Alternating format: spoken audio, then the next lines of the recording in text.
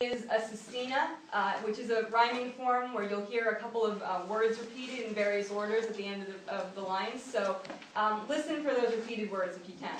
And it doesn't have a title right now, so right now it's just called Sestina. There is no such person, but memory has created a man smoking by the side of the road on that December morning.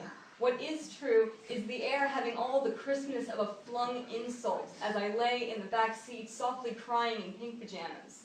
They would revamp me that day. They would break my bones and start again. My mother covering me with a down blanket, my grandmother in the passenger seat shouting fanatical prayers in the form of abuse at fellow drivers. My flesh seemed soft as a chrysalis, soft and transitory as a chrysalis. The body offers no protection.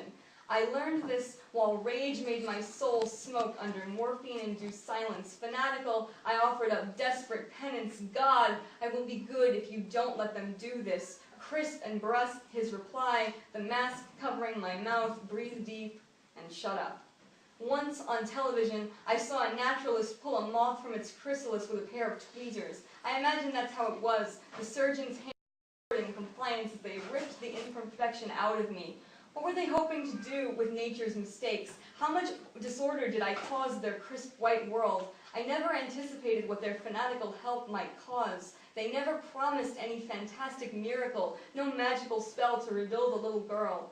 Sometimes I think I can remember the keenness of their scalpels, the sweat on their foreheads, the way I remember crystal sunlight upon waking, seeing a barge go by on the Hudson, smoky with anesthesia. Shortly after this, I remember pain covering me like a shroud made of nails. The doctors covered their asses, the wrong dose was given. My father took one of them by the neck, the first words he'd uttered in days, a burning threat against the man's face while I exploded, huddled and screaming, rearing my head. And before, but Jesus fucking Christ rattled my skeleton in time with the short-circuiting synapses.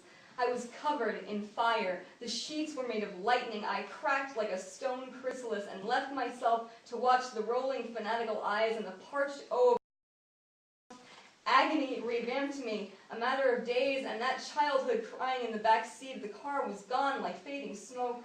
I don't remember the end, only that it was still cold and crisp in the air when I left. Fanatical struggle to retain the memories won't revamp them into anything better. I am covered with scars smoking like brand marks, and they remind me. This was my metamorphosis. I can't vouch for the results. This is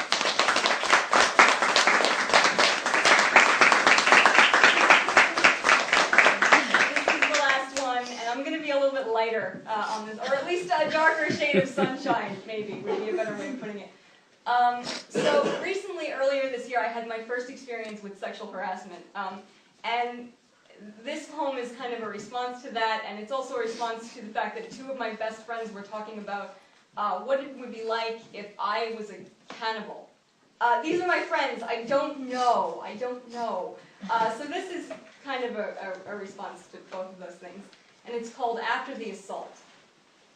In the red, hard length of my left crutch, I keep a serrated blade long as a pen.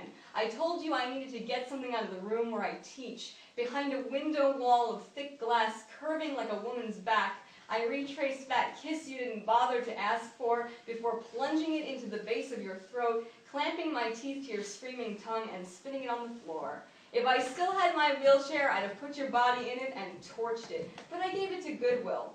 You were so much bigger. You blocked the light like a planet, used your bulk to dictate the placement of my bones. They were not yours.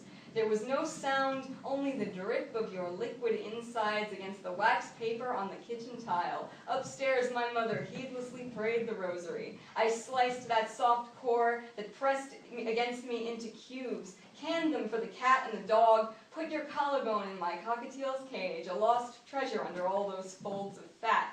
Boiled your piggy entitled eyes with caramel, cacao, and chili pepper. Put them in a mix through a heart-shaped mold, wrapped the sweets in red tissue, sent them to my friends.